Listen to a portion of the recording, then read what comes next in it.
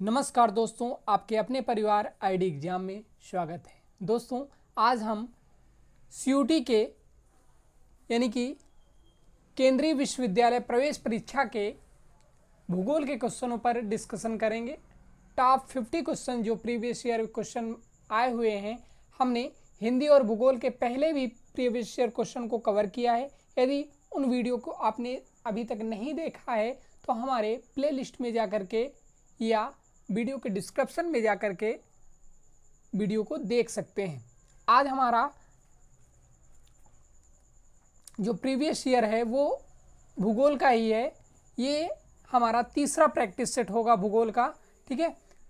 तो अभी तक आपने हमारे चैनल को सब्सक्राइब नहीं किया है तो चैनल को सब्सक्राइब कर लीजिए, बेल आइकन को प्रेस कर दीजिए ताकि जैसे ही वीडियो आए नोटिफिकेशन आप तक सबसे पहले पहुँचे। चलते हैं आज के क्वेश्चनों पर। हमारा जो अगला क्वेश्चन है, पहला क्वेश्चन है, ऋतु प्रवास के सामाजिक आर्थिक जीवन का एक महत्वपूर्ण अंग है। ऑप्शन दिए हैं आपके पास अंडमान एवं निकोबार द्वीप समूह के प्रदेशों में। सेकंड ऑप्शन दिया है मेघालय के प्रदेशों में, जम्मू एवं कश्मीर में या हिमाचल प्रदेश के प्रदेशों में। तो ऋतु प्रवास व्यक्ति के सामाजिक आर्थिक जीवन का एक महत्वपूर्ण अंग है। क्या है? जम्मू एवं कश्मीर में। ऑप्शन नंबर सी राइट हो जाएगा। कौन सा ऑप्शन सही हो जाएगा? ऑप्शन नंबर सी राइट हो जाएगा, जम्मू और कश्मीर। चलते हैं अगले क्वेश्चन की ओर। हमारा अगला क्वेश्चन है, जल के जमने और पिघलने से चट्टानों का टूटना किस प्रकार का ऋतु अपक्षय है? भौतिक है, रासायनिक है या जैविक है या ऑक्सीकरण है? तो जल के जमने और पिघलने से चट्टानों का टूटना भौतिक ऋतु अपक्षय है। ऑप्शन नंबर ए राइट हो जाएगा, ठीक है। चलते हैं अगले क्वेश्चन की ओर। हमारा जो अगला क्वेश्चन है, भारत का प्रथम उच्च तकनीकी समुद्र पत्तन है। कौन सा है भाई? आपके पास चार ऑप्शन दिए हैं, क्लूरोन, सेकंड ऑप्शन दिया है नागापत्तिनम और थर्ड ऑप्शन दिया है पारादीप और चौथा ऑप्शन दिया है नावाशेवा। तो राइट आंसर क्या हो जाएगा? ऑप्शन नंबर डी राइट हो जाएगा, नावाशेवा, ठीक है। ऑप्शन नंबर डी राइट हो जाएगा। चलते हैं अगले क्वेश्चन की ओर। हमारा अगला जो क्वेश्चन है, नदी की लंबवत परिच्छेदिका में प्राकृतिक तटबंधों का निर्माण होता है। ऑप्शन दिए हैं आपके पास। पहला ऑप्शन है गोरखू झील के चारों ओर, दूसरा ऑप्शन दिया है विसर्प में, तीसरा ऑप्शन दिया है मुहावने के समीप और चौथा ऑप्शन दिया है जल प्रताप एवं क्षिप्रकाओं के समीप। तो राइट आंसर क्या हो जाएगा? ऑप्शन नंबर सी राइट हो जाएगा, मुहाने के समीप। क्वेश्चन क्या था हमारा, एक बार फिर से देखते हैं। नदी की लंबवत परिच्छेदिका एवं प्राकृतिक तटबंधों का निर्माण होता है कहाँ? मुहाने के समीप। कहाँ होता है भाई? मुहाने के समीप। तो ऑप्शन नंबर सी राइट हो जाएगा। चलते हैं अगले क्वेश्चन की ओर। हमारा अगला जो क्वेश्चन है वह है, निम्नलिखित में से जो वायु राशि सबसे अधिक अस्थिर है वह है। तो आपको दिए हैं ऑप्शन, तो इसमें से राइट आंसर हो जाएगा MKT। Option number C right हो जाएगा। चलते हैं अगले क्वेश्चन की ओर। हमारा जो अगला क्वेश्चन है, वायुमंडल में कार्यरत क्षैतिजीय बलों में निम्नांकित में से कौन सा बल सम्मिलित नहीं है? दाब प्रवणता बल, घर्षण, कोरियालिस बल या व्युत्क्रमवर्ती बल। तो राइट आंसर क्या हो जाएगा? ऑप्शन नंबर डी राइट हो जाएगा, व्युत्क्रमवर्ती बल, ठीक है। ऑप्शन नंबर डी राइट हो जाएगा। चलते हैं अगले क्वेश्चन की ओर। हमारा अगला जो क्वेश्चन है, जब मानचित्र में विभिन्न तथ्यों को विभिन्न रंगों के द्वारा दर्शाया जाता है तो उस मानचित्र को कहते हैं, क्या कहते हैं उस मानचित्र को? आपके पास ऑप्शन दिए हैं वर्ण प्रतीक मानचित्र, सेकंड ऑप्शन दिया है कोरो क्रीमेटिक मानचित्र या कोरोथ्लेस मानचित्र या आइसोलेथ मानचित्र। तो जब मानचित्र में विभिन्न तत्वों को विभिन्न रंगों के द्वारा दर्शाया जाता है तो उस मानचित्र को कोरोक्रोमेटिक मानचित्र कहा जाता है। ऑप्शन नंबर बी राइट हो जाएगा। क्या कहा जाता है भाई? कोरोक्रोमेटिक मानचित्र कहा जाता है। चलते हैं अगले क्वेश्चन की ओर।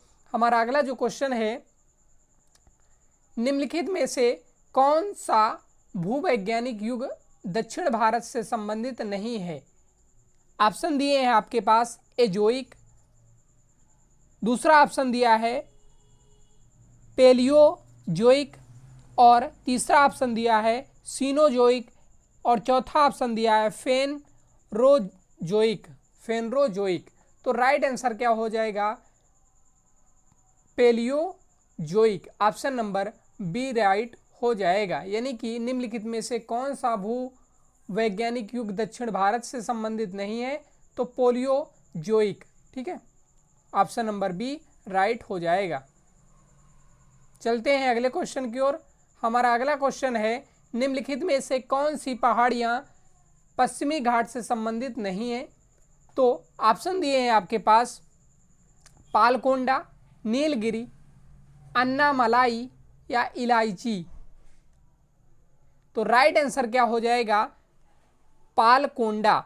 ऑप्शन नंबर ए राइट हो जाएगा, पालकोंडा। ठीक है, चलते हैं अगले क्वेश्चन की ओर। हमारा अगला जो क्वेश्चन है,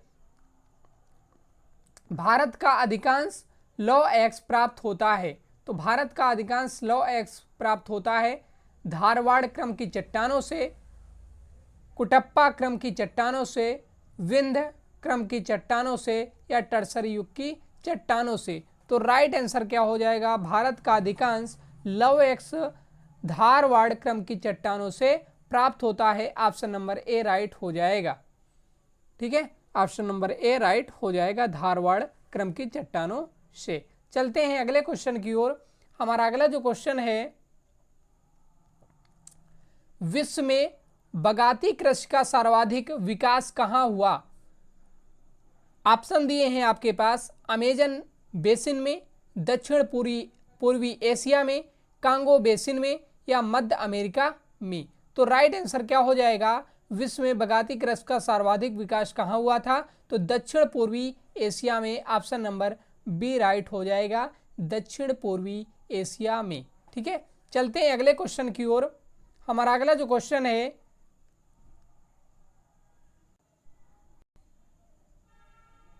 डिएगो गार्सिया निम्नलिखित में से किस महासागर में स्थित है?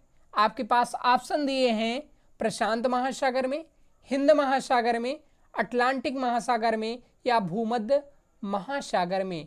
तो डिएगो गार्सिया हिंद महासागर में स्थित है। तो ऑप्शन नंबर बी राइट हो जाएगा। और ये बहुत महत्वपूर्ण क्वेश्चन है, ये पीछे कई बार आ चुका है ये क्वेश्चन।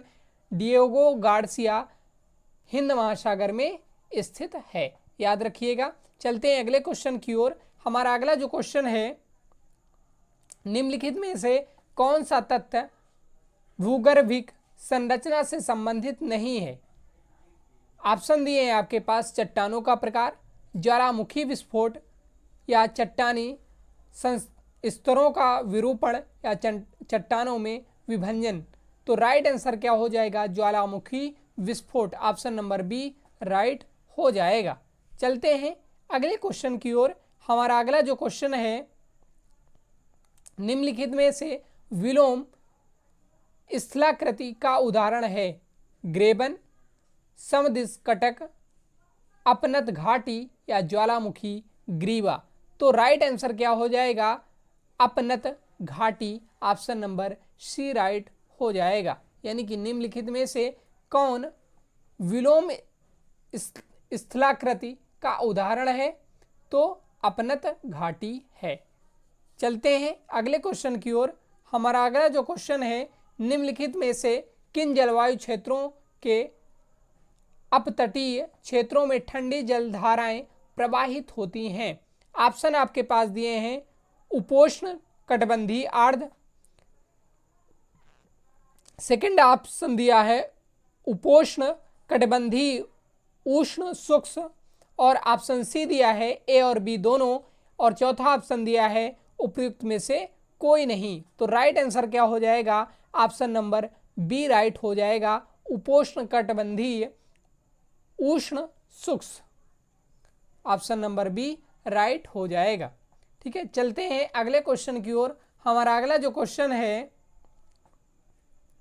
आर्थिक दृष्टि से कम विकसित देशों में जहां उच्च दैनिक तापमान, अधिक वर्षा, उच्च आर्द्रता, सुप्रभावित मिट्टियां और फार्म प्रबंधन के पास पर्याप्त पूंजी हो, कौन सी कृषि सर्वाधिक उपयुक्त होगी? कपास की होगी भाई, या खाद्यान्नों की होगी, या रबड़ बागान की होगी, या स्थानांतरण कृषि होगी? तो वहां पर कौन सी कृषि होगी भाई? तो रबड़ बागान की कृषि अधिक होगी। ऑप्शन नंबर सी राइट हो जाएगा। चलते हैं अगले क्वेश्चन की ओर। हमारा अगला जो क्वेश्चन है, फारस की खाड़ी और ओमान की खाड़ी के मध्य विद्यमान जल डमरू मध्य। तो ऑप्शन दिए हैं हमारे पास बाब अल डम्बब मंडब और पेरीम, और तीसरा ऑप्शन दिया है हारमूज, और चौथा ऑप्शन दिया है जिब्राल्टर। तो राइट आंसर क्या हो जाएगा? ऑप्शन नंबर सी राइट हो जाएगा, हारमूज। ठीक है, क्या है क्वेश्चन एक बार देख लेते हैं। फारस की खाड़ी और ओमान की खाड़ी के मध्य विद्यमान जल डमरू मध्य कौन सा है? हारमूज है। चलते हैं अगले क्वेश्चन की ओर। हमारा अगला क्वेश्चन है, भारत में प्रतिचक्रवाती दशाएं विद्यमान होती हैं। ऑप्शन दिए हैं मध्य मार्च के मध्य जून तक, दिसंबर के मध्य फरवरी तक, फरवरी से मई तक, या मई से दिसंबर तक।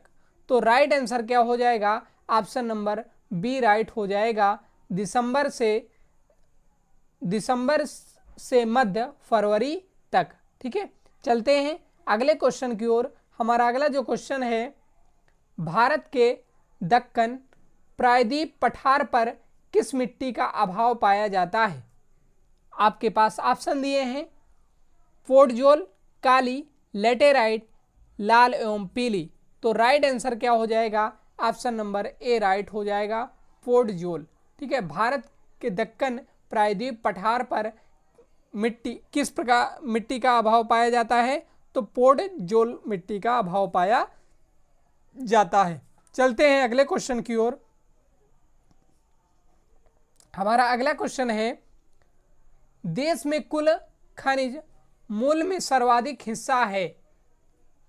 ऑप्शन दिए हैं आपके पास ईंधन खनिजों का, धात्विक खनिजों का, अधात्विक खनिजों का, या आणविक खनिजों का। तो राइट आंसर क्या हो जाएगा? ऑप्शन नंबर ए राइट हो जाएगा, ईंधन खनिजों का। ऑप्शन नंबर ए राइट हो जाएगा, यानी कि देश में कुल खनिज मूल्य में सर्वाधिक हिस्सा है ईंधन खनिजों का। चलते हैं अगले क्वेश्चन की ओर। हमारा अगला जो क्वेश्चन है, कोंकण रेलवे मार्ग किस पर्वत श्रृंखला से होकर गुजरता है? ऑप्शन दिए हैं आपके पास अरावली से, विंध्याचल से, सतपुड़ा से, या पश्चिमी घाट से। तो राइट आंसर क्या हो जाएगा? ऑप्शन नंबर डी राइट हो जाएगा, पश्चिमी घाट से। ठीक है, चलते हैं अगले क्वेश्चन की ओर। हमारा अगला जो क्वेश्चन है, मानव पर्यावरण संबंधों के परिक्षेप में सबसे प्राचीन विचारधारा निम्न में से है? निश्चयवाद की, संभववाद की, नव निश्चयवाद की, या संभवतावाद की। तो राइट आंसर क्या हो जाएगा? ऑप्शन नंबर डी राइट हो जाएगा, संभवतावाद की। ठीक है, ऑप्शन नंबर डी राइट हो जाएगा। चलते हैं अगले क्वेश्चन की ओर। हमारा अगला जो क्वेश्चन है,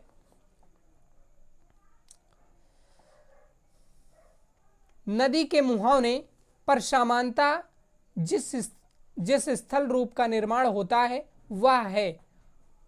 ऑप्शन दिए हैं आपके पास गोरखू झील, बाढ़ का मैदान, तीसरा ऑप्शन दिया है गार्ज, और चौथा ऑप्शन दिया है जल प्रताप। तो नदी के मुहाने पर समानता जिस स्थल रूप का निर्माण होता है उसे बाढ़ का मैदान कहा जाता है। ऑप्शन नंबर बी राइट हो जाएगा।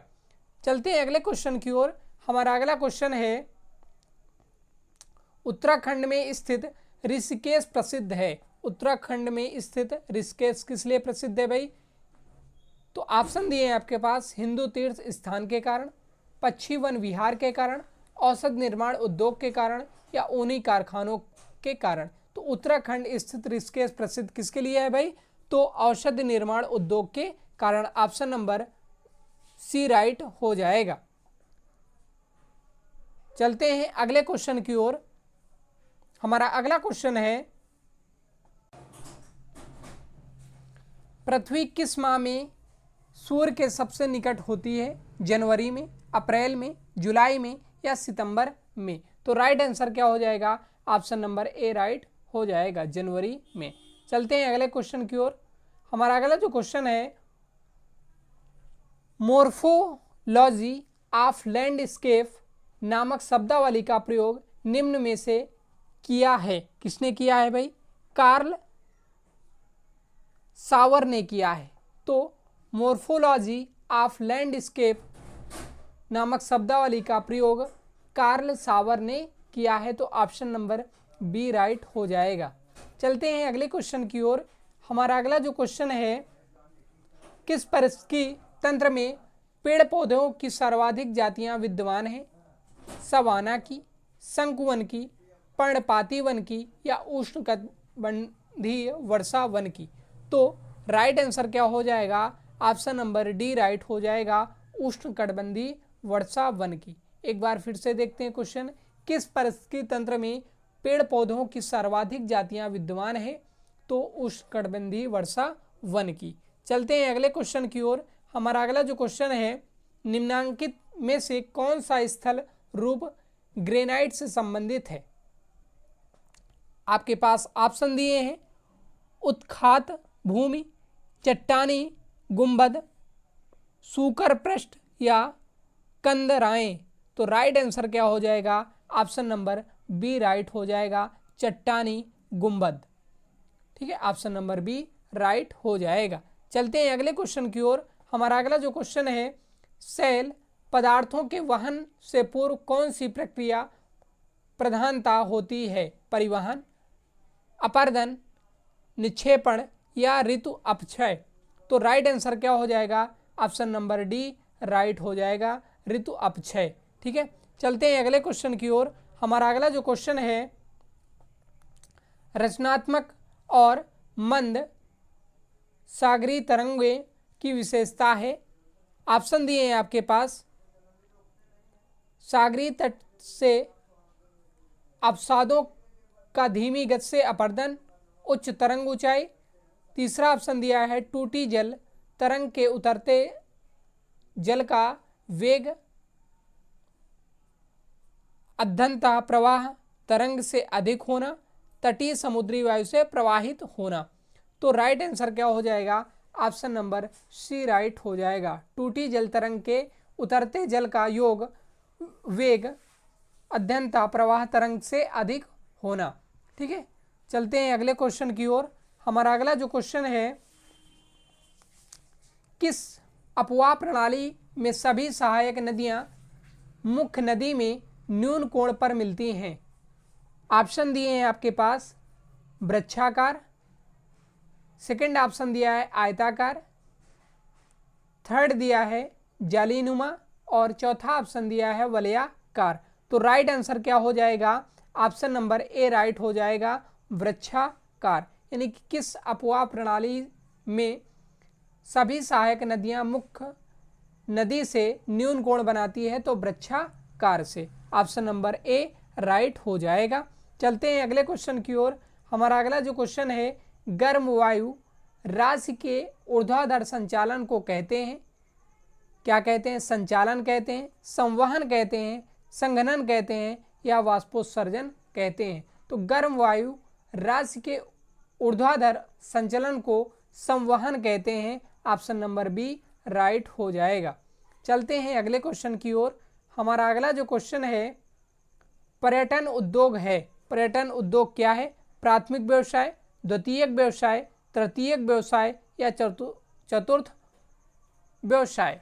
तो पर्यटन उद्योग तृतीयक व्यवसाय है। ऑप्शन नंबर सी राइट हो जाएगा। चलते हैं अगले क्वेश्चन की ओर। हमारा अगला जो क्वेश्चन है, भारतीय दैनिक मौसम रिपोर्ट में दो समवाद रेखाओं के बीच वायुदाब अंतराल होता है। 1 मिलीबार होता है, 5 मिलीबार होता है, 2 मिलीबार होता है, 4 मिलीबार होता है। तो राइट आंसर क्या हो जाएगा? ऑप्शन नंबर बी राइट हो जाएगा, 5 मिलीबार होता है। चलते हैं अगले क्वेश्चन की ओर। हमारा अगला जो क्वेश्चन है, भारत में सुनहरी क्रांति किससे संबंधित है? तो भारत में सुनहरी क्रांति किससे संबंधित है? ऊन उत्पादन से, बागवानी कृषि से, पर्यटन विकास से, तिलहन उत्पादन से। तो भारत में सुनहरी क्रांति बागवानी कृषि से संबंधित है। ऑप्शन नंबर बी राइट हो जाएगा। ठीक है, सुनहरी क्रांति का अगर जैसे ही नाम आता है तो आप समझ जाएंगे किससे संबंधित है, बागवानी कृषि से संबंधित है। चलते हैं अगले क्वेश्चन की ओर। हमारा अगला जो क्वेश्चन है,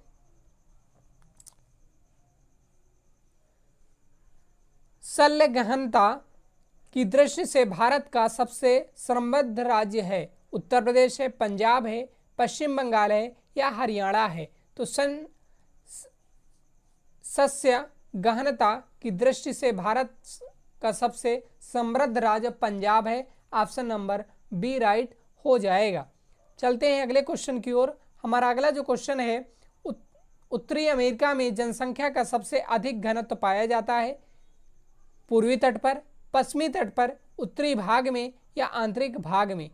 तो ऑप्शन नंबर ए राइट हो जाएगा, पूर्वी तट पर। यानी कि उत्तरी अमेरिका में जनसंख्या का सबसे अधिक घनत्व पाया जाता है कहाँ पर? पूर्वी तट पर। ऑप्शन नंबर ए राइट हो जाएगा। चलते हैं अगले क्वेश्चन की ओर। हमारा अगला जो क्वेश्चन है, भारत में ग्रामीण बस्तियों का सामान्यतः कौन सा प्रतिरूप देखने को मिलता है? चौकपट्टी, सुस्टिंग, वृत्तीय या आयताकार? तो राइट आंसर क्या हो जाएगा? ऑप्शन नंबर डी राइट हो जाएगा, आयताकार। चलते हैं अगले क्वेश्चन की ओर। हमारा अगला जो क्वेश्चन है, निम्नांकित में से कौन सी पर्वतमाला नेवादन पर्वतों की निर्माणकारी अवस्था से संबंधित नहीं है? क्वेश्चन क्या है भाई? निम्नांकित में से कौन सी पर्वतमाला नेवादन पर्वतों की निर्माणकारी अवस्था से संबंधित नहीं है? ऑप्शन दिए हैं आपके पास, एटलस, दूसरा ऑप्शन दिया है काकेसस और तीसरा ऑप्शन दिया है सिसेरा नेवेदा और चौथा ऑप्शन दिया है पेरिनीज। तो राइट आंसर क्या हो जाएगा? पेरिनीज। ऑप्शन नंबर डी राइट हो जाएगा। चलते हैं अगले क्वेश्चन की ओर। हमारा अगला क्वेश्चन है, बायोम है। बायोम क्या है भाई? ऑप्शन दिए हैं आपके पास, स्थलीय वनस्पति का समुदाय है, एक प्रदेश के वनस्पति जात एवं प्राणी जात का समुच्चय है, तीसरा ऑप्शन दिया है नम भूमि वनस्पति का समुच्चय है, जीवित प्राणियों का समुच्चय है। तो वायोम क्या है भाई? एक प्रदेश के वनस्पति जात एवं प्राणी जाति का समुच्चय है। ऑप्शन नंबर बी राइट हो जाएगा। चलते हैं अगले क्वेश्चन की ओर। हमारा अगला जो क्वेश्चन है, महासागरीय कटकों का निर्माण होता है प्लेटों के रचनात्मक किनारों के सहारे, प्लेटों के विध्वंसात्मक किनारों के सहारे, प्लेटों के संरक्षी किनारों के सहारे या प्लेटों के अनिश्चित किनारों के सहारे? तो महासागरीय कटकों का निर्माण किससे होता है भाई? प्लेटों के रचनात्मक किनारों के सहारे। ऑप्शन नंबर ए राइट हो जाएगा। चलते हैं अगले क्वेश्चन की ओर। हमारा अगला जो क्वेश्चन है, पृथ्वी पर उपलब्ध कुल जल का लगभग कितना प्रतिशत भाग महासागरों के अंतर्गत है? 28 है, 50 है, 30 है या 75 है? तो पृथ्वी पर उपलब्ध कुल जल का लगभग 28% भाग महासागरों के अंतर्गत है। ऑप्शन नंबर ए राइट हो जाएगा। चलते हैं अगले क्वेश्चन की ओर। हमारा अगला क्वेश्चन है, चारों तरफ से समुद्री धाराओं से घिरा हुआ सागर निम्नांकित में से है? कौन सा है भाई? प्रजोन है, मारमारा है, या सार गैसो है, या पीत सागर है? तो राइट आंसर क्या हो जाएगा? ऑप्शन नंबर सी राइट हो जाएगा, सार गैसो है। चलते हैं अगले क्वेश्चन की ओर। हमारा अगला जो क्वेश्चन है, पेरिस क्षेत्र में जो कृषि की जाती है वह है? कौन सी कृषि है भाई? वो गहन कृषि है, विस्तृत कृषि है, व्यापारिक मिश्रित कृषि है, या जीवन निर्वाह कृषि है? तो राइट आंसर क्या हो जाएगा? ऑप्शन नंबर बी राइट हो जाएगा, विस्तृत कृषि है। यानी कि प्रेरीज क्षेत्र में जो कृषि की जाती है वह विस्तृत कृषि कहलाती है। ऑप्शन नंबर बी राइट हो जाएगा। चलते हैं अगले क्वेश्चन की ओर। हमारा अगला जो क्वेश्चन है, भारतीय स्थलाकृति अंश चित्रों में कृषित क्षेत्रों को किस रंग से प्रदर्शित किया जाता है? ऑप्शन दिए हैं आपको पास, हरा, गहरा हरा, पीला, लाल। तो भारतीय स्थलाकृति अंश चित्रों में कृषित क्षेत्रों को पीले रंग से प्रदर्शित किया जाता है। ऑप्शन नंबर सी राइट हो जाएगा। चलते हैं अगले क्वेश्चन की ओर। हमारा अगला जो क्वेश्चन है, पृथ्वी के भूमध्य रेखीय व्यास की लंबाई है? ऑप्शन दिए हैं आपके पास, 12,756 किलोमीटर, 10,907 किलोमीटर, 15,332 किलोमीटर, या 11,971 किलोमीटर। तो पृथ्वी के भूमध्य रेखीय व्यास की लंबाई कितनी है? 12,756 kilometre. Option number A right हो जाएगा। चलते हैं अगले क्वेश्चन की ओर। हमारा अगला जो क्वेश्चन है, मानव के आर्थिक क्रियाकलापों का निर्धारण होता है। तो मानव के आर्थिक क्रियाकलापों का निर्धारण किससे होता है भाई? ऑप्शन दिए हैं आपके पास, जलवायु के आधार पर, जनसंख्या के आधार पर, तीसरा ऑप्शन दिया है उपलब्ध तकनीक के आधार पर, उपलब्ध प्राकृतिक संसाधनों के आधार पर। तो राइट आंसर क्या हो जाएगा? ऑप्शन नंबर डी राइट हो जाएगा। यानी कि मानव के आर्थिक क्रियाकलापों का निर्धारण उपलब्ध प्राकृतिक संसाधनों के आधार पर होता है। ऑप्शन नंबर डी राइट हो जाएगा। चलते हैं अगले क्वेश्चन की ओर। हमारा अगला क्वेश्चन है,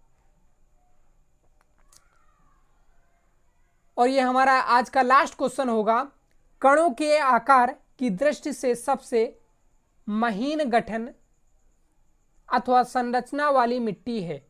ऑप्शन दिए हैं, गाद, मृत्तिका, दोमट, या बलुई।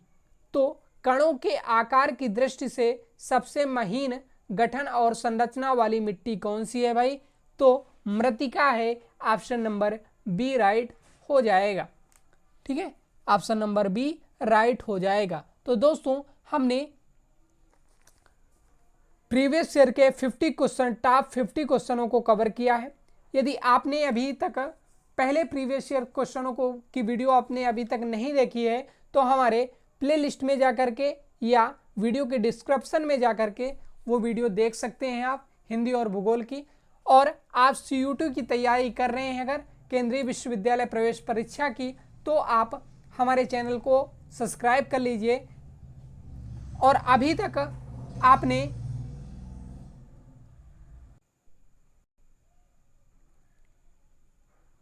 हिंदी और भूगोल की प्रीवियस ईयर वीडियो नहीं देखी है, तो जाके देख लीजिए, वीडियो के डिस्क्रिप्शन में या प्लेलिस्ट में जाकर के देख सकते हैं। मिलते हैं अगले प्रीवियस ईयर क्वेश्चनों के साथ, तब तक के लिए बाय बाय, टेक केयर, जय हिंद।